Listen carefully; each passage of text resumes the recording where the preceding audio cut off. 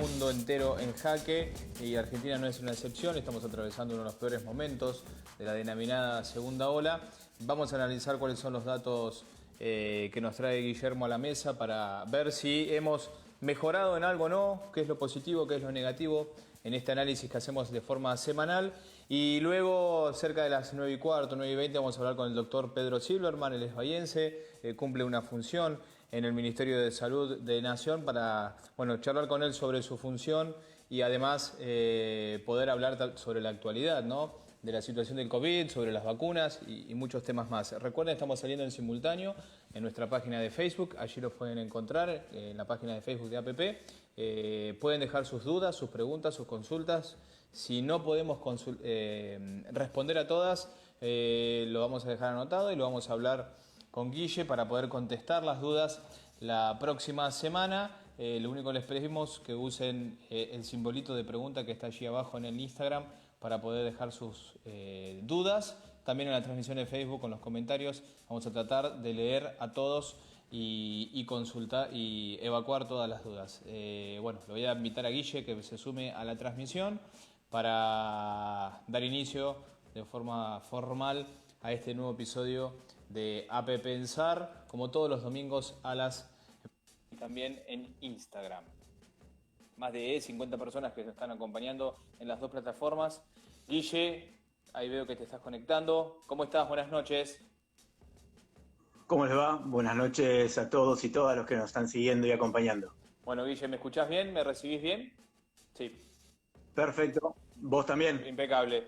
Guille, ¿qué se puede decir de esta semana en cuanto a datos? ¿Algo a rescatar, algo positivo o la situación sigue siendo delicada y crítica? A ver, voy a quizás a sorprenderte a vos y a los que nos siguen, porque hay algunos indicios, algunos indicadores que dan cuenta de un buen dato, ¿sí? Ahora, por otro lado, vos preguntás si la situación es crítica, claramente sigue siendo crítica. Son dos cosas distintas, ¿sí? Y esto claramente, recordarás cuando hablábamos el domingo anterior con respecto a las medidas tomadas de evitar la circulación, y la pregunta era si servía o no servía, si era poco o no era poco. Entonces, claramente, primero decir, y lo vamos a sostener con indicadores, que no es como algunos dijeron, que ya se bajó la curva, ¿sí? Lo que se hizo fue frenar el crecimiento exponencial de casos de esta curva, que de hecho habíamos hablado también con el doctor Atienza, recordarás que el crecimiento era como si fuera así, con esta pendiente, como marca mi mano. Lo que se hizo ahora es atenuar un poco la pendiente. No quiere decir ni que estemos en una meseta alta ni que estemos bajando. En números, ¿esto qué quiere decir? Por ejemplo, la media de casos, nuevos casos semanales, venía creciendo, por ejemplo, de 11.700 a 17.800, de 17.800 a 22.900, ¿sí? Ahora, el crecimiento de esta semana fue de 22.970 a 23.700. O sea que crecimiento hay, pero se atenuó esa escala de crecimiento, ¿sí? Esto claramente daría cuenta que es en respuesta a estas restricciones de circulación. Como sabemos que la única forma de poder contrarrestar a este virus es con el tema de evitando circulación. Por supuesto, sí, las limitaciones serían más extremas. Estaríamos en fase 1, seguramente el descenso sería mucho más marcado. Pero bueno, hay un descenso. Ahora, el dato que me empieza a llamar más la atención es cuando vemos el desagregado que hacemos siempre de los activos, el índice de activos. Y lo que me llama la atención es que por primera vez en las últimas 6 semanas se reduce la tasa de activos. Veníamos creciendo la tasa de activos, después de 6 semanas logramos bajarla. Poquito, no estoy diciendo que estamos bien, ¿sí? Porque estamos en una meseta, no en una meseta, estamos en un crecimiento y estamos en un índice muy alto. De hecho, estoy diciendo que la media de casos fue de 23.720 casos, con un máximo del día martes 20, de 29.145 nuevos casos. Ahora, cuando vemos el porcentaje de activos de la semana anterior, que era de 10.36, bajó a 10.23. Y el otro dato alentador, y ahí sí, haciendo algo rápido, porque después vamos a tener la entrevista, pasando al comparativo con la región, lo que vemos es que en toda la región, claramente, porque toda la región hizo restricciones, no hubo ningún país que esté como si no pasara nada. Las restricciones que se hicieron en todos los países hizo que en todos los países se reduzca, en la comparativa de la semana pasada a esta semana, en todos los países hubo una reducción de activos, ¿sí? La diferencia es que mientras que en el resto se redujo la tasa de activos, pero sigue aumentando el índice de letalidad, Argentina es el único país que baja la tasa de activos y también baja la letalidad, que no es un dato menor. Guille, porque la perdóname, letalidad de 2.7, sí. ¿cómo? No, que respecto a este dato que vos haces referencia, porque esta semana hubo algunos días donde en el sistema se cargaron unos números de más de 500 fallecimientos, que tengo entendido que había una carga que era más antigua, pero digo, teniendo estos números que llaman la atención, ¿cómo se explica que la tasa de letalidad al menos baje, aunque sea un puntito, pero sea más baja? Es totalmente estadística, tiene que ver claramente porque aumenta la cantidad de fallecidos, pero como aumentan tanto más los casos, entonces como la letalidad es relación de cantidad de fallecidos por cantidad de casos, y el crecimiento de casos es mayor que el crecimiento de fallecidos, el porcentaje es menor. Pero digo, lo que da cuenta es que este crecimiento de casos tan marcado no se refleja en la cantidad de fallecidos como en otros países, que cuando aumentan la cantidad de casos, aumentan también la cantidad de fallecidos. Es cierto, comparando, y esto también lo veníamos hablando domingos anteriores, veníamos hablando de 2 programas atrás, que cuando empezamos a ver hace 2 o 3 semanas el gran crecimiento exponencial de casos, pero no se veía eso reflejado en la cantidad de fallecidos. Recordarás que cuando empezamos a pasar los 20.000 casos diarios, la cantidad de fallecidos estaba en el 90 nada más. Y yo alertaba, ojo, no nos confiemos, porque esta gran cantidad de nuevos casos que empieza a colapsar el sistema sanitario van a terminar siendo, desgraciadamente, fallecidos dentro de 1 o 2 semanas. Y es lo que está pasando ahora. Los fallecidos que aparecen ahora es la sobrecarga de la gente que se hospitaliza y que termina falleciendo a la semana, a las 2 semanas, después de estar con respirador, luchando y no logrando salir de la situación. Pero lo que digo es que la situación no es buena, vuelvo a lo mismo, digo que no se malinterprete lo que estoy diciendo, el diagnóstico. Lo que estoy diciendo es que tampoco es que no sirva de nada las medidas restrictivas.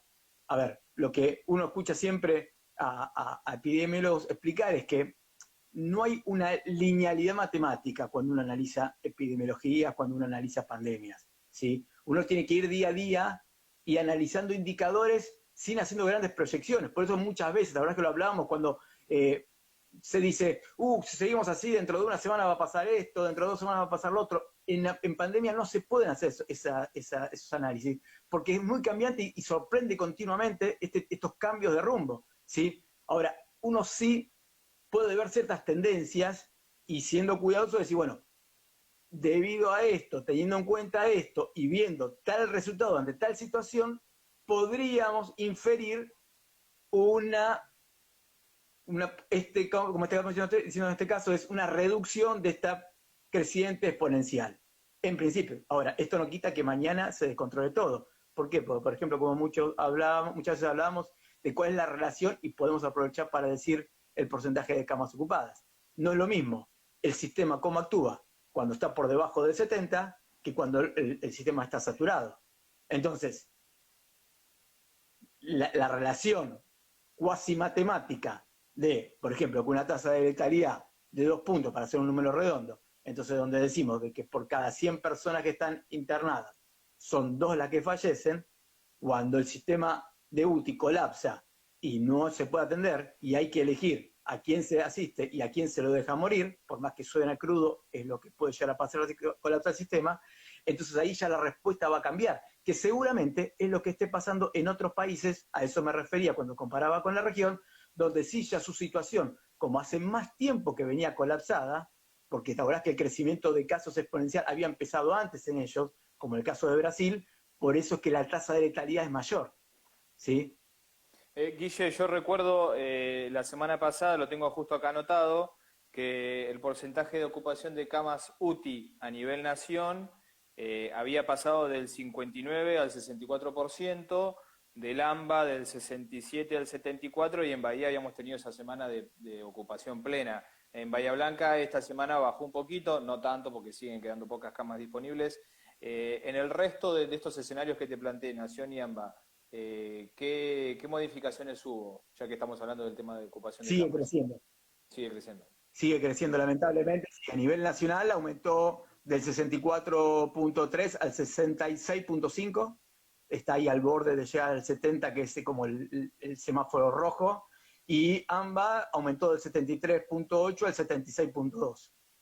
Y como vos decías, Bahía Blanca del 100 bajó al 89.5. Yo el dato que no tengo de Bahía Blanca, que seguramente a lo mejor lo puedes complementar vos, es si se redujo, porque se redujo efectivamente la cantidad de internados, o es que se amplió la oferta de camas UTI. Sí, la situación de camas UTI en Bahía fue variando de acuerdo a la demanda que había. Hubo momentos donde había disponibilidad de, por ejemplo, ¿no? 42 camas, hoy hay 38. Eso todos los directores de hospitales han informado y lo han comunicado, que se va viendo la dinámica en cuanto a la necesidad, pero la cantidad de casos activos, como vos decías, que se ha reducido después de 6 semanas, acá en Bahía Blanca no. Sigue aumentando la tasa de activos. Y esta última semana fue la de un registro de mayor cantidad de muertes desde que se inició la pandemia, un promedio de 4 o 5 muertes registradas diarias. Y algunos médicos intensivistas ya alertan que la ocupación, si bien estadísticamente no habla de una situación totalmente ocupada, pero ya sí que se está llegando a esa situación de decidir a quién darle prioridad y a quién no, que es lo que hablabas vos Sí, en un principio. también, Mati, hay que tener en cuenta que siempre viene como Bahía Blanca, como el resto también de cuando uno se aleja de lo que es el conurbano, viene como con un delay mayormente de más o menos una semana. Entonces, habría que ver, esperemos a ver qué pasa la semana que viene, si este descenso de activos que vimos esta semana en Capital termina llegando a Bahía Blanca la semana que viene. ¿Sí? Claro. Porque efectivamente, ya que vos me das el pie, decimos la información, que solemos decirla cuando hacemos el comparativo, que la tasa de activos aumentó en Bahía Blanca de 13.77 a 15.07. Claro. Así que efectivamente, y la tasa de letalidad se mantuvo en este caso, sigue en 2.02. Pero bueno, por eso digo, hay que ver, pero es un poco lo que yo decía recién, ¿no es cierto?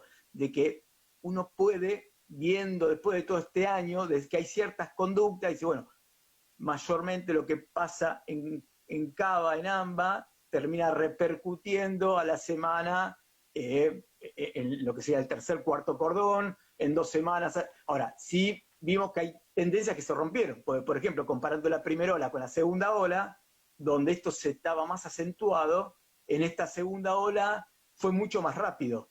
Y lo que pasó en el conurbano no tardó 3 semanas, un mes en llegar al resto de las provincias, sino que casi simétricamente llegó. De hecho, podemos decir que hoy en día, en este otro indicador que solemos tomar, o que instaló el gobierno, la creación de los indicadores de incidencia y razón, de las 24 jurisdicciones, hay 21 jurisdicciones que tienen los 2 indicadores en rojo, donde de un alto riesgo sanitario. Misiones es la única provincia que tiene por debajo y en el caso de Corrientes y La Rioja tiene el índice de razón por debajo del límite. Pero bueno, estamos hablando que cuando colapsó, cuando los el límite automáticamente también en una semana el resto de las 20 provincias también llegaron a la misma situación. Guille, antes de darle lugar a la entrevista del día de hoy, si tenés ahí a mano los comparativos, Bahía Blanca, Buenos Aires, Bahía, Argentina, Y por supuesto, ya lo veníamos hablando, bueno, pero bueno, como para ordenarlo. claro, en tasa de letalidad 2.17 como anticipaba en Nación, 2.55 en provincia de Buenos Aires y 2.02 en Bahía Blanca. En la tasa, el porcentaje de activos, tenemos 10.23 en Argentina, 22 en Buenos Aires, en la provincia de Buenos Aires en general, y 15.07 en Bahía Blanca. Y como decía, bueno, el que se mantiene en el comparador a lo largo del tiempo, se mantiene la letalidad, pero aumentó el porcentaje de activos en Bahía Blanca. Algo cortito, Guille, que te quería preguntar, porque recién antes de conectarme veía una información ahí de internacional donde Alemania, por ejemplo, está evaluando hacer unas restricciones mucho más rígidas, porque evidentemente las medidas que están tomando no logran que haya un descenso de casos. Digo Alemania porque Alemania generalmente es tomado como el ejemplo, ¿no? El país ejemplo en todo. Digo, la situación a nivel mundial, si bien en Argentina estamos atravesando la segunda ola, América del Sur es el epicentro, digo, ¿cómo está el resto del mundo? Como para tener un poco de contexto de lo que está pasando en nuestro país.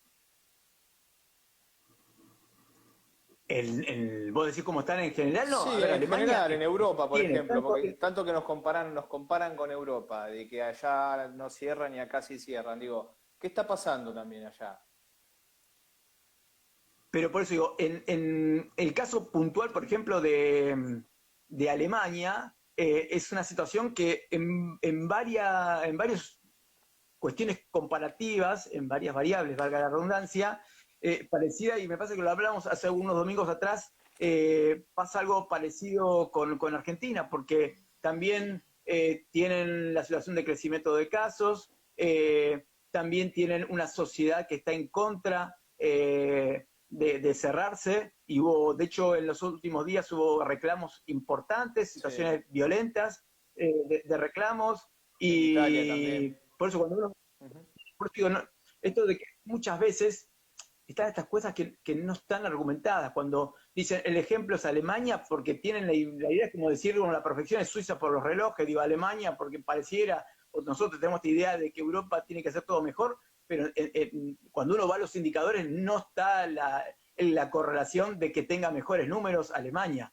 De hecho, te puedo decir, en relación a todos los casos, por ejemplo, que Alemania se encuentra, un segundito, viene primero en cantidad de casos, está bueno, viene Francia cuarto, eh, Alemania está décimo, está por encima, en el general, Argentina está décimo primero en cantidad de casos y décimo viene Alemania, por encima de Argentina. En el caso de cantidad de fallecidos, Alemania también está por encima de Argentina, se encuentra en el lugar noveno, con 81.936 fallecidos. Eh, por eso digo, no tiene indicadores que den cuenta de una mejor manejo de la situación o que la situación esté mejor en general. Por eso me llama un poco la atención. De hecho, uno ve en general todo ese núcleo de lo que es Francia, Alemania, Inglaterra, Italia, España, todos esos países centrales europeos que están en una situación compleja. Más allá de que por momentos atenúa cuando el clima es más, permite mayor ventilación y todo. Ahora, por ejemplo, ahora ya están en primavera, entonces supuestamente la norma diría que tendría que ir atenuando esta curva de casos, ¿sí? Claro. Pero bueno, también dentro de esta lógica, que es lo que yo te decía recién, cómo uno maneja las lógicas, porque también según nuestra lógica, todos los epidemiólogos estaban esperando que nosotros empecemos con la segunda ola en junio. Y sin embargo, la empezamos en abril y con temperaturas totalmente beneficiosas, porque hubo otros años que ya en abril teníamos temperaturas mucho más frías. Y este año que el calor se mantuvo más y permitió que podamos tener las ventanas abiertas, mayor circulación, sin embargo, estamos teniendo un crecimiento de casos que da cuenta de otras variables que no solamente la climatológica. Por ejemplo, que Argentina fue uno de los últimos países en hacer restricciones sobre la escuela. Y esto lo hablamos claramente el domingo pasado. Así es. También otra variable que no hay que negar es las mutaciones con virus que son más contagiosos, etcétera, etcétera. Pero también, por supuesto, no hay que olvidar un dato que venimos diciendo ya, que es la conciencia ciudadana en términos de contagio.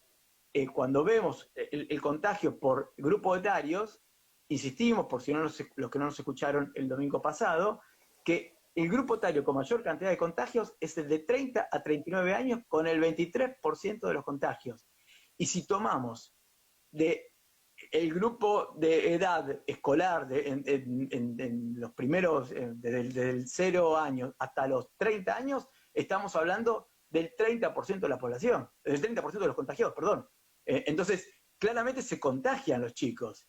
Y que se contagien los chicos, si bien cuando vemos en la otra comparativa, que es sobre los fallecidos, los chicos desde 0 a 19 representan el 0,2 nada más de los fallecidos, igual estamos hablando con cada porcentaje son vidas, estamos hablando de unos 500 chicos que fallecieron, o más de 500 chicos que fallecieron por COVID, ¿sí? Chicos de menos de 19 años. Entonces, digo, tenemos que ser cuidadosos, porque cada vez que hablamos de un 0,1, estamos hablando de un número de personas, ¿sí? Pero también lo que digo es que estos 500, 600 chicos que se contagiaron, perdón, más, estamos hablando de menos de 30 años, casi 700.000 personas que se contagiaron de menos de 30 años, son personas que son vectores de contagio a personas más grandes. Entonces, estas también son cuestiones a tener cuidado en comparación también con lo que está pasando en Argentina. Guille, le voy a dar lugar y le voy a invitar al doctor Pedro Silverman, director de Talento Humano y Conocimiento del Ministerio de Salud, para que se suma a la transmisión. Mientras tanto, algunos de los comentarios que van pasando en la transmi, por ejemplo, Ángeles Criseli dice: hoy perdí un amigo, bueno, en nuestro sentido pésame, ningún hospital de Bahía lo recibía, lamentablemente murió en el hospital de Punta Alta. Otro de las personas que nos están siguiendo en la transmisión hace una crítica hacia las medidas de gobierno, sirven muy poco las restricciones, la gente necesita trabajar, que los políticos se bajen el sueldo y que hagan ellos las restricciones de circulación y que vuelvan ellos a fase 1 como una especie de una crítica, no una especie, es una crítica a las medidas actuales. Otra de las personas que nos está siguiendo: acá se debería volver a fase 1 en Bahía Blanca, por lo menos 10 días, es la única manera de atenuar los contagios. La gente ya demostró que no se cuida como debe. Patricia dice: Italia y Grecia recién ahora abrieron sus locales, en España hay un resto que podés entrar con la vacuna, por ejemplo, un PCR negativo o haber tenido COVID. El mundo está en la misma que nosotros. Bueno, son algunos de los comentarios que llegan. Perdón, Sí. Mati, algún comentario por esto que yo trato de, viste que yo suelo comparar más con la región y no con Europa, por esto que decía antes, esto que vos decís, que recién en algunos países de Europa están abriendo. Y tengamos en cuenta que están abriendo en primavera. ¿Sí? Entonces, no es lo mismo pedir que se abra acá cuando recién estamos en otoño entrando a los días fríos, que ayer tuvimos el primer día frío, ayer, antes de ayer, que lo que están viviendo ellos, donde ellos ya pasaron el invierno y entonces pueden empezar a abrir porque pueden circular de otra manera en términos de los aerosoles, que sabemos que es lo que contagia el COVID. Entonces, no nos confundamos en querer compararnos con Europa cuando las situaciones temporales son distintas. ¿Sí? Me parecía importante hacer esta aclaración con esto. Por supuesto. Bueno, otro de los comentarios: buenas noches, aquí por casa también muy tristes, falleció un colega de mi pareja, 40 años, en buen estado físico. Bueno, la situación es obviamente que el COVID no es peligroso para cualquier grupo etario, evidentemente. A ver, Guille, quizás me salga un minuto de la transmisión, porque no lo encuentro a Pedro. A ver, le estoy enviando la invitación para que se sume a la transmisión. Mientras tanto, y luego lo vamos a ampliar con el repaso de cómo avanza el plan de vacunación, pero hoy llegó un avión con más de 300.000 dosis de la vacuna Sinopharm que se fueron a buscar a China, a Beijing. Esta forma parte de uno de 3 vuelos de 1 millón de dosis que van a llegar a nuestro país y que ya fue aclarado por el Ministerio de Salud que van a ser destinadas a completar el esquema de vacunación que ya se inició con una dosis, en este caso de la Sinopharm. Es decir, aquellas personas que ya recibieron una dosis de Sinopharm, próximamente recibirán el llamado, el turno para vacunarse, para recibir la segunda dosis. A ver si lo puedo encontrar Lo dijiste perfecto, no tengo que decir nada, ya me sacaste guión. No, pero me interesa mucho saber también, Guille, cómo avanzan los porcentajes, que me parece que es muy importante eso también, conocer los avances del plan de vacunación. Acá nos preguntan si se sabe si se aplicarán a segundas dosis. Bueno, sí, esto es para aquellas personas que recibieron la Sinopharm. La que han recibido otras dosis, se va a mantener esta estrategia de diferir la aplicación de la segunda dosis. Sí, que en realidad esto también respeta la estrategia de diferir, porque en realidad recordemos que cuando se dieron la Sinopharm fue hace 2 meses, casi mes y medio, 2 meses, y ahora están llegando, está que se distribuyan, se va a adelantar un poquito, a lo mejor no van a ser los 3 meses que se planteaba de diferir, porque se consiguieron antes las vacunas, pero sí es que porque en realidad el tema de diferir era lo que indican el prospecto, llamémoslo, de las vacunas, es que como mínimo hay que esperar 21 días entre la primera y segunda dosis. Y como máximo los 3 meses. Entonces lo que se planteó como planificación era diferir a los 3 meses. Ahora, si las vacunas están para los 80 días, se dan la vacuna a los 80 días. ¿Sí? Entonces, lo que va a pasar con la Sinopharm es esto, que de manera cronológica van a recibir primero la segunda dosis a los que recibieron primero la primera. Entonces se va a mantener, no es que va a ser de manera desordenada, se va a mantener la misma distancia entre primera y segunda dosis. Sí, también decir, en esto que como vos decías, que son en 3 vuelos, los primeros 2 vuelos son vuelos de Aerolíneas Argentinas que fueron a buscarla, tanto el que llegó hoy como el que llega mañana, y el tercer vuelo, que es el que llega el miércoles, es un vuelo de Lufthansa con el que se complementa esta millón de dosis. Y para responder tu consulta de recién de los porcentajes, decir que ya tenemos el 13.8 al día de hoy de población vacunada, de las cuales con las personas más de 80 años están vacunadas en un 73%, entre 70 y 79 años un 78%, y a mí me pone muy contento decir esto, porque eso es lo que uno más tiene que cuidar. Cuando en la universidad, en una de las universidades donde yo trabajo, el centro vacunatorio, y cuando veo entrar y salir tan felices a los abuelos, uno se emociona. Y entonces me parece que lo más lindo es ver cómo se sigue completando este calendario de vacunación con nuestros mayores, ¿no es cierto? Es una cuestión empática. Yo soy docente, estoy expuesto, no tengo vacunas, pero yo soy feliz por ello. ¿Sí? Hay que ser empático con nuestros mayores. Bueno, después de 70 a 79 años en un 78%, o sea que volviendo a que cuando algunos decían, no tenemos vacunas, faltan vacunas, y recordás que yo decía que veníamos bien, veníamos a un buen ritmo de vacunas. Algunos habían dicho hace un par de semanas atrás que nos estábamos quedando sin vacunas, y bueno, sobre esto tengo indicadores, como vos sabés que me gusta hablar a mí con números. Sí. Por un lado, yo había dicho que la planificación era que antes de mayo llegar a que todas las personas de más de 70 años estén vacunadas. Todavía no terminó abril y hablamos de que el 78% de la población de más de 70 años está vacunada. Y en cuestión de cómo a ver, ahí se está intentando conectar Pedro. Hola Pedro, ¿vos nos escuchás? Era que antes de mayo llegar a que todo.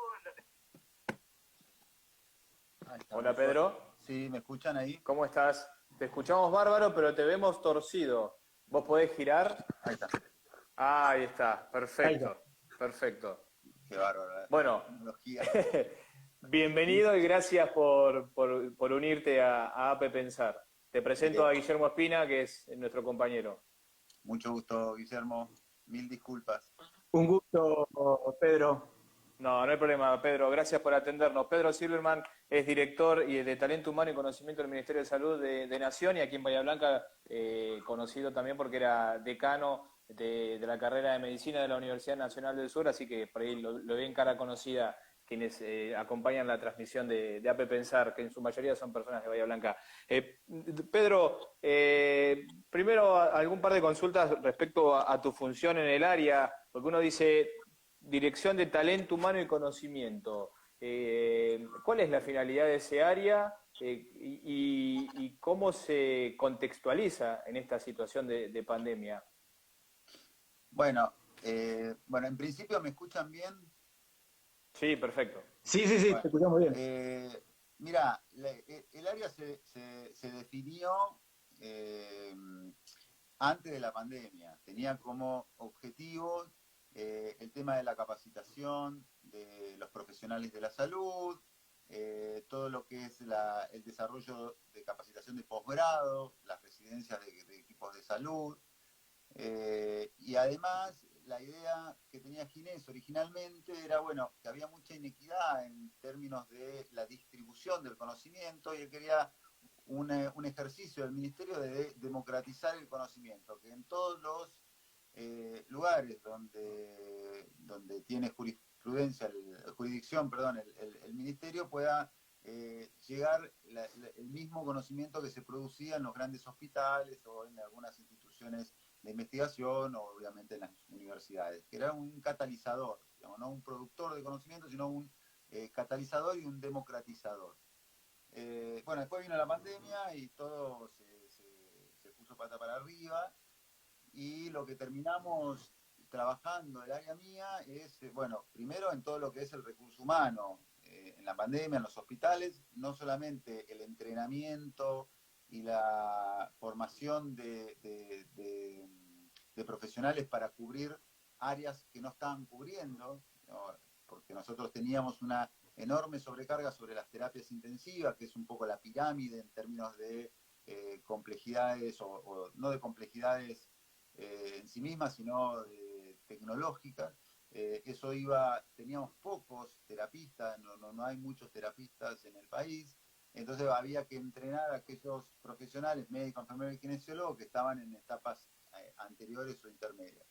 Además, bueno, generar la contención de los profesionales que estaban trabajando y también como todo lo que fue COVID era día a día, íbamos conociéndolo mientras íbamos combatiéndolo, entonces la información era permanente, era nueva, era muchas veces contradictoria o se renovaba, entonces la idea era que toda esa actualización sea democrática, digamos, llegue a cualquier rincón del país donde estaban trabajando con el coronavirus. Bueno, entre otras eran esas las funciones que cabía al área.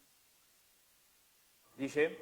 Pedro, sí, le iba a hacer una consulta porque dentro en el área justamente de educación, usted viene trabajándose mucho y de hecho, por ejemplo, uno de los papers, uno de los textos que encontré suyos, se titula Evaluación de una propuesta pedagógica de enseñanza de la medicina, un poco esto de lo que estamos hablando. En términos de esa experiencia que usted tiene en evaluar la propuesta pedagógica, la educación de la medicina y en esta situación en la que estamos viviendo. ¿Cuál es el rol del Estado en la formación de estos actores sanitarios? Bueno, no es solamente en esta pandemia, sino que siempre debió serlo. Y la verdad que no solo que no lo fue, sino que se acrecentó, se aceleró en los últimos 5 años el corrimiento del Estado en todos los ámbitos, pero en esto, en la rectoría, en términos de formación de recursos humanos en salud, fue muy notorio, tal es así, que de toda la masa médica que tenemos hoy para combatir el COVID, tenemos el 8% de toda esa masa especializada o en especializaciones que sirven, entre comillas, hoy para trabajar en el COVID.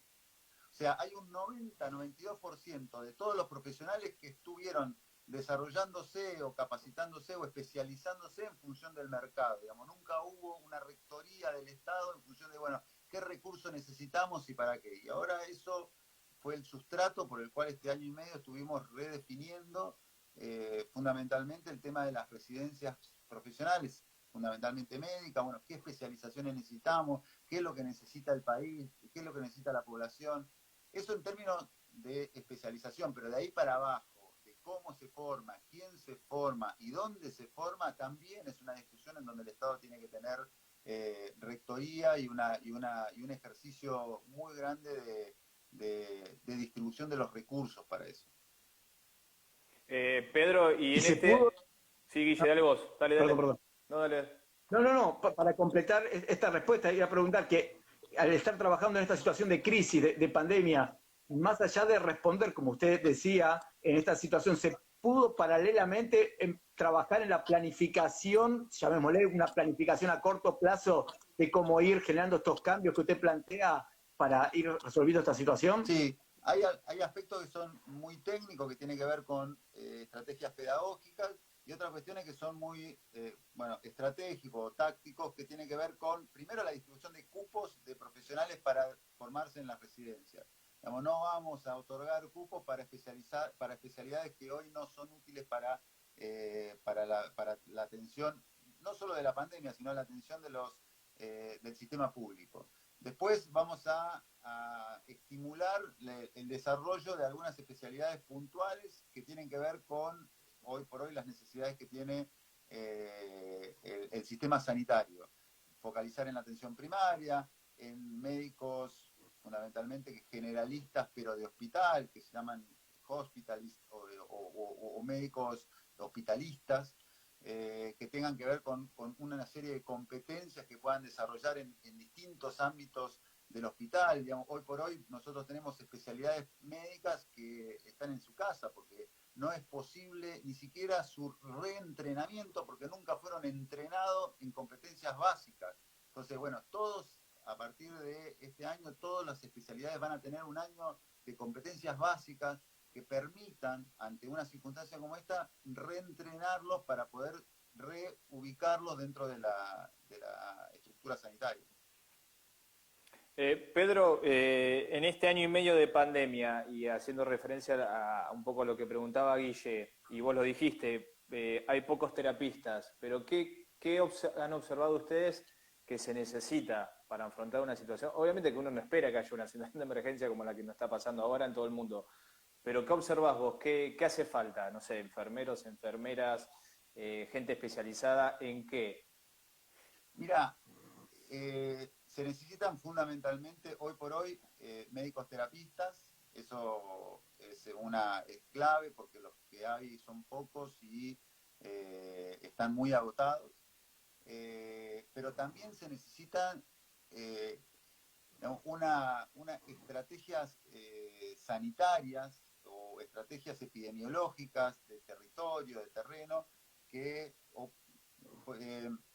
acciones territoriales que dependen de jurisdicciones menores. No sé si soy claro, digamos, pero digamos, hay estrategias sanitarias ante una epidemia, digamos, de salir al territorio para trabajar una barrera de contención de los pacientes. Primero, detectar tempranamente el caso, aislarlo, seguirlo, sostenerlo en etapas intermedias, cosa que se puedan evitar la sobrecarga del hospital cuando estamos como estamos ahora en una situación de desborde. Entonces, se necesita todo un desarrollo de un cordón intermedio, digamos, que eso depende mucho de las estrategias sanitarias que puedan lograr las jurisdicciones. Nosotros apoyamos, acompañamos y aportamos, pero tiene que ver con, primero, tiene que haber un convencimiento de las estructuras políticas intermedias o más municipales, digamos, de que estamos en una situación muy crítica, trágicamente crítica, y que el hospital, digamos, es una estructura que tiene un fin, pero no un fin en términos de capacidad, tiene un fin en términos de recurso humano, tiene un fin en términos de recursos medicamentosos, digamos, se termina. O sea, que el hecho de que digamos, haya una, dos, tres, cuatro camas libres nada más, o que haya X cantidad de oxígeno medicinal, digamos, significa que en un día eso se termina. O sea, que no hay tiempos. Digamos, estamos en un momento muy que los tiempos no existen, digamos, es ya. Entonces no hay que esperar nada, hay que salir, hay que intervenir en niveles más territoriales, más cercanos, más alejados del hospital para poder contener de alguna manera estos casos. Porque realmente lo que estamos nosotros viendo en el AMBA es de un nivel, de una tragedia que es, yo obviamente nunca vista por mí, pero que creo que va a quedar en la historia como una de las grandes tragedias de la humanidad.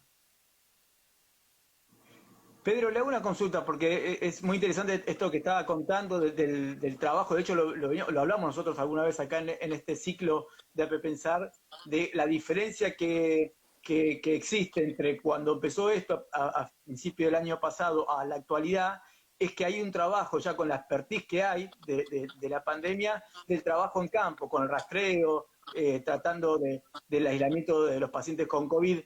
Y tengo entendido que hay un programa que se llama Activar, no sé si es que usted justamente que está a cargo, que trabajan con los estudiantes de los últimos años, como voluntariados de universidades. Si puede contar un poquito sobre esto. Sí, el Activar es un programa que nace de un programa, el programa se llama PUPLEC, que nace de una resolución conjunta entre el Ministerio de Educación y el Ministerio de Salud, que otorga, digamos, que financia a las universidades, fundamentalmente a través de la Secretaría de Extensión, la posibilidad de que desarrollen actividades territoriales de un pool de casi 20 opciones, y hubieron más de 10.000 voluntarios que trabajaron en seguimientos telefónicos, en el activar, en el detectar, perdón, en acompañamiento a los equipos de salud, en el triage, en el seguimiento de pacientes de personas que viven solas. Bueno, hubieron, según la especialidad, nosotros creo que acá en Bahía Blanca hubo un grupo de estudiantes de acompañamiento terapéutico que seguía a estas personas que vivían solos. Enfermería acompañó todo el proyecto, el plan de vacunación.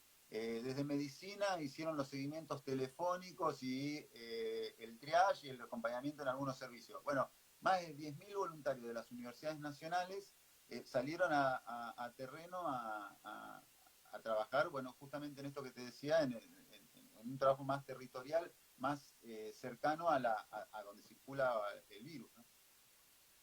Ahora, Pedro, usted decía, Si por ahí Diana, salía... yo estaría mucho más cómodo, porque la verdad que somos de acá. Sí, nos conocemos.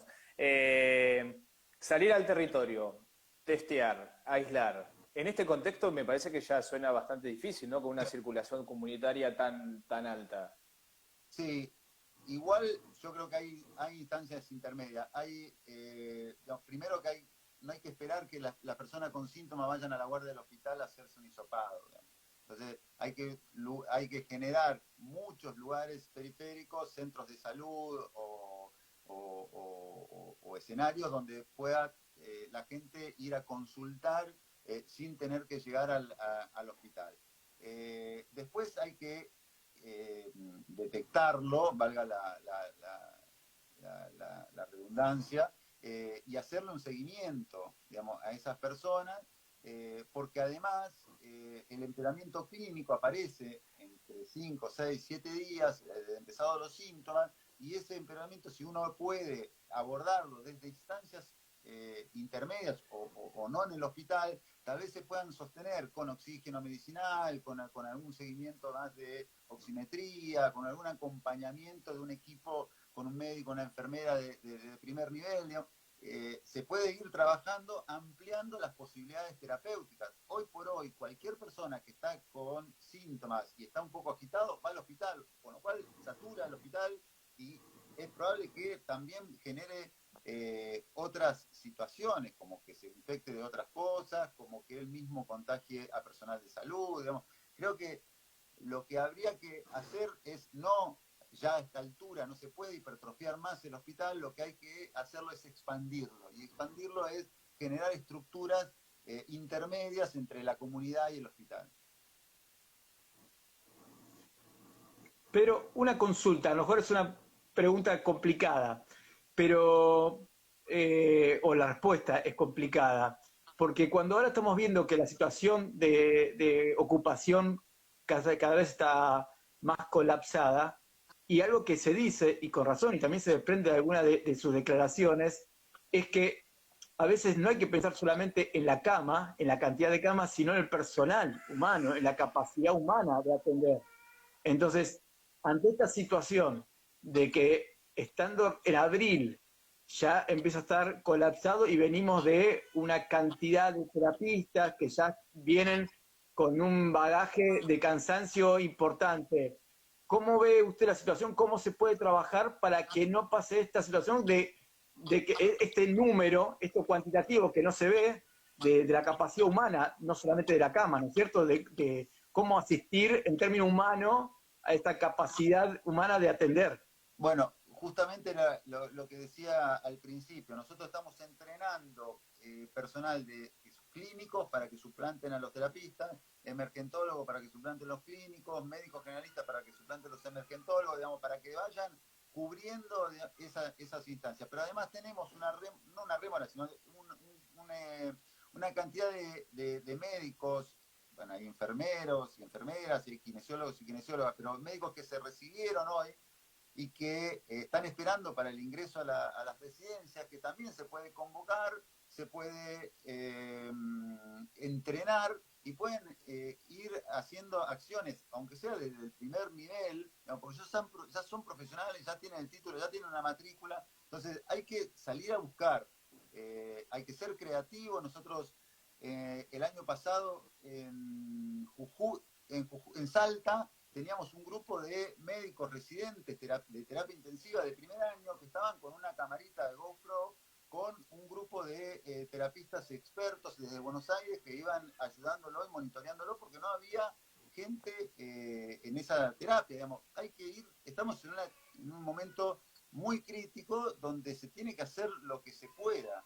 Y creo que hay que aprovechar todas las oportunidades, todas las posibilidades, incluso esto que te decía de utilizar a aquellos médicos que recién se recibieron o médicas que recién recibieron para entrenarlo, hacer un entrenamiento básico y que empiecen a trabajar en algún nivel de baja complejidad, pero que puedan permitir que esas personas, esos médicos que estaban en ese lugar puedan ir a otro de mayor complejidad.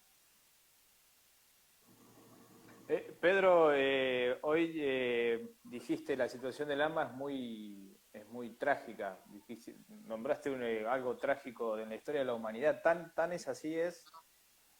Sí, sí, bueno, pero Bahía no está lejos de esto. Yo no alcancé a escuchar bien los números que dio recién Guillermo, digamos, pero creo que los niveles de gravedad que tiene Bahía Blanca en términos de indicadores de enfermedad, de internación, son muy altos. Y algo que me olvidaba, Guillermo, con el tema del recurso humano, del personal, digamos, que más allá de que esté trabajando o que esté cansado, tiene un grado de deterioro psíquico, ¿no? Muy importante, de un agotamiento psíquico enorme, que eso no solamente se refleja ahora, sino que se va a reflejar después como síntomas de post-traumático, como afectación post-traumática, y va a quedar mucho del personal de salud con serios problemas para poder trabajar. Sí, sí, son cosas que a uno le preocupa más en la época del año en la que estamos, por eso le consultaba. Y también me pareció interesante este ejemplo que usted dio, porque uno recuerda cuando empezó la pandemia que el Estado Nacional hizo una compra importante para fortalecer el sistema sanitario en equipamiento y hizo también una logística importante para distribuir principalmente a muchas provincias que no tenían esa infraestructura para dar frente a esto. Y la otra variable tiene que ver también cómo darle la capacidad humana, porque seguramente no es la misma la capacidad humana en personal de salud que tienen provincias más importantes en términos de población y de estructuras universitarias, como pueden ser las grandes provincias como Córdoba, etcétera, que otras provincias que no tienen ni siquiera desde la formación, ¿no es cierto? Entonces ahí existe un sistema, un programa, algo que permita que graduados o estudiantes avanzados de una provincia vayan a otra provincia para dar esta asistencia. De hecho, nosotros el año pasado tuvimos un programa que era de profesionales itinerantes, donde se movilizaron más de 950 profesionales a distintos lugares, porque no solo hay un déficit en cantidad, sino que hay un déficit en calidad. digamos, en términos de especializaciones. Digamos, probablemente haya un número de profesionales X, digamos, pero además esos profesionales no en la misma cantidad están especializados como en los grandes centros. Entonces, lo que nosotros teníamos era que faltaba, pero además, epidemiológicamente, por ejemplo, los terapistas de las provincias del norte no estaban acostumbrados a trabajar con pacientes respiratorios. Digamos, no era muy común la enfermedad respiratoria en regiones como Formosa, como Salta, como Jujuy, digamos, por una cuestión climática, por una cuestión endémica, ¿no? Manejaban en la terapia intensiva otro tipo de problemas. Bueno, digamos, tuvieron que ayornarse. Entonces, el programa de itinerantes fue de más de 950 profesionales que se distribuyeron y que ahora actualmente vuelve a instalarse porque también tienen distintos tiempos. Ustedes recuerdan que la primera provincia que sufrió un gran crecimiento del coronavirus fue Chaco, pero que estuvo durante 2 o 3 meses en la palestra, digamos, del problema, pero después, bueno, se fue recomponiendo y empezaron a caer otras provincias. Bueno, la idea era que a partir de eso, de ese movimiento, las provincias vayan prestándose los profesionales, que es de hecho lo que está pasando. Estamos hablando con el doctor Pedro Silverman, director de Talento Humano y Conocimiento del Ministerio de Salud de Nación. Esto es AP Pensar con Guille Espina. Nos quedan menos de 10 minutos y con Guille, bueno, en la previa hablábamos sobre consultarte respecto a esta novedad que hubo de la posibilidad concreta de fabricar la Sputnik V en Argentina. Me parece que no hay que generar tanta expectativa porque eso lleva tiempo. Pero ¿qué se puede sí confirmar? No, digamos, en principio yo creo que lo plausible de todo esto es que en el medio de la vorágine, digamos, haya gente como Carla Bisotti que esté pensando estratégicamente en el desarrollo local de la vacuna. Digamos. Eso es ir pensando lateralmente, digamos, es de una capacidad enorme y yo creo que eso es lo plausible. Digamos. Bueno, después, obviamente, la producción de vacunas tiene estándares de calidad tan altos, sobre todo la Sputnik, que es por resultados de las mejores vacunas que hay en el mundo, digamos, tiene como 10 o 12 procesos que van a ser evaluados en términos de calidad. Y bueno, ojalá, si se da, sería algo grandioso, porque bueno, nos podríamos autoabastecer, cosa que no sucede en gran parte del mundo. Pero bueno, como vos decís, digamos, hay que ser muy cauteloso, no hay que ser demasiado triunfalista con esto, porque los criterios de calidad que se miden en la producción son muy altos, los estándares son muy altos. Bueno, veremos cómo termina siendo, pero bueno, vamos a tener la noticia en 2 o 3 semanas. Aprovecho, Pedro, para hacer otra consulta relacionada con el tema vacunas y aprovechando que usted, con su experiencia como decano en el área de salud y los avances de las universidades nacionales en términos que es el avance de la vacuna netamente argentina como la vacuna de la UNSAM, de la Universidad Nacional de San Martín. Me parece también importante, si bien todavía está en una instancia preclínica, pero que también hubo un apoyo importante de presupuesto desde el Ejecutivo, desde el Ministerio. Entonces, de hecho, ya le asignaron un nombre a la vacuna, lo teníamos para contar hoy, que se va a llamar ARVAC Cecilia Grierson, por la importancia de Grierson como la primera médica argentina. Usted que tiene para ampliarnos de la información en términos del trabajo que se está haciendo en las universidades públicas con este desarrollo de vacunas, cuáles son las expectativas en términos de tiempo, quizás.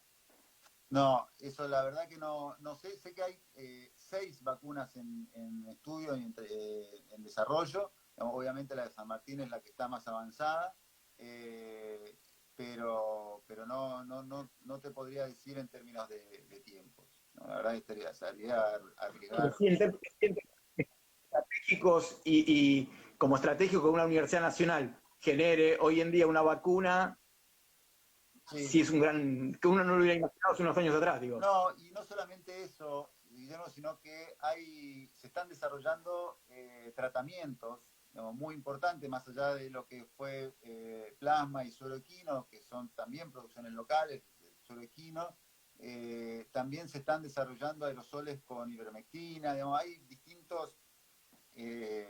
distintas cuestiones de tratamiento que también son, porque nosotros caemos en la cuestión de la vacuna, digamos, como una cosa mágica, pero la verdad que si tuviésemos un tratamiento efectivo y temprano, no nos preocuparíamos por la vacuna casi.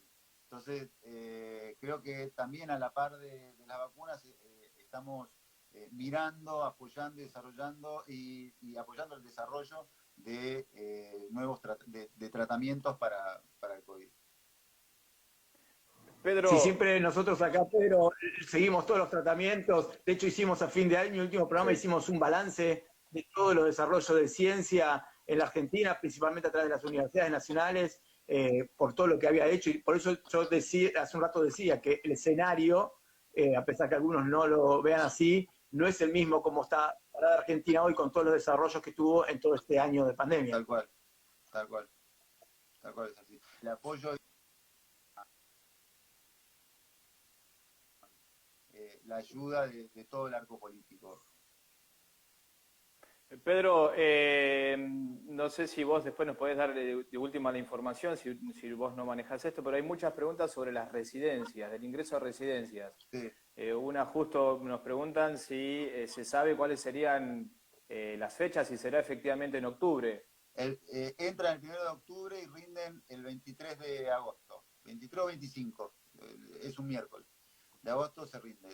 Se prorrogaron un mes más de las fechas originales y van a ser prácticamente la misma fecha del año pasado. Que eso también lo quisiera rescatar. Nosotros hicimos un sistema de examen para ingreso a las residencias de forma digital y ubicuo. Es el único en el mundo y permitió que 11.000 profesionales egresados de las universidades puedan acceder al sistema de formación de residencia y obviamente los servicios beneficiarse de eso. Digamos, eso a pesar de la pandemia no se modificó, así que eso también fue un gran logro del Ministerio. Bien, esto era para responder a algunas de las consultas que llevan a la transmisión. Nos estamos quedando casi sin tiempo. Guille, no sé si vos tenés alguna duda más, una consulta más. No, me pareció bastante completo, no quiero tampoco abrumarlo. Quedaremos para en otra estancia hacer otra entrevista, cualquier cosita. Cuando quieran, cuando quieran. Bueno, Pedro, te agradecemos mucho por tu tiempo y gracias por formar parte de AP Pensar en el día de hoy. Gracias a ustedes. Un abrazo. Bueno, que tengas buenas noches. Un abrazo. Gracias. Pedro Silverman, director de Talento Humano y Conocimiento del Ministerio de Salud, para Guille dándonos un pantallazo, ¿no?, de en qué estado de situación se encuentra el Ministerio de Salud afrontando esta pandemia, ¿no? Las dificultades que se deben atravesar, el personal de salud que está atravesando, está sufriendo muchísimo. Bueno, es un poco, ¿no?, de lo que venimos charlando ya hace más de un año. Claro, es interesante. Nosotros siempre venimos hablando de los indicadores, de los números que dan cuenta cómo la pandemia va avanzando, los efectos en cantidad de gente recuperada, pero también nos pareció interesante para los que nos siguen mostrar otra de las fases, de las facetas que tiene la pandemia, que es la parte humana. Por eso hablábamos en un momento de la entrevista que más allá de cuando uno habla de cuántas camas libres hay o cuántas camas ocupadas, el personal, y como muy bien explicaba Pedro, un montón de cuestiones que a veces uno en la vorágine no piensa de cómo se capacitan, de esta situación que dijo en un momento que hay provincias que no están acostumbradas a tener enfermedades respiratorias y cómo se tienen que adaptar a esta situación de virus respiratorios que llegan a lugares donde no era una problemática. Y entonces me parece interesante abrirnos a estas cosas, a pensar estas situaciones de otros lugares, ¿no es cierto? Así es. Nos quedamos sin tiempo. Esto fue AP Pensar. Van a observar la entrevista completa, va a quedar subida en nuestra página de Facebook y también en Instagram, y haremos algunos recortes para Twitter. Guille, todo tuyo el cierre. Sí, bueno, como siempre, recuerden de seguir usando barbijo correctamente, tapando boca, nariz. No, cuando están en la calle y están tocando, es elemental tocar cosas, así que tener cuidado de no tocarse los ojos, que también puede ser otra de las formas de contagio. Están en lugares cerrados, el tema de la circulación de aire. Ahora, es cierto que vienen los días fríos, por eso más vale a lo mejor abrigarse, pero yo hago esta aclaración, hoy lo hacía con algunas personas. Si ustedes están solas en su casa, a lo mejor no hay tanto inconveniente, pero si están en lugares como colectivos, o en oficinas, o en aulas donde van a estar a compartir con otra gente que no conocen, etcétera, entonces más vale abrigarse, pero dejar 2 ventanas abiertas para que haya circulación de aire, para que disipen los aerosoles que pueden haber en los ambientes. Y por supuesto, informarse con fuentes confiables. Una sociedad informada es una sociedad empoderada. Esto fue AP Pensar. Guille, gracias, que tengas buena semana y gracias a todas las personas que nos acompañaron. Hasta el próximo domingo. Saludos a todos y todas. Chao, chao.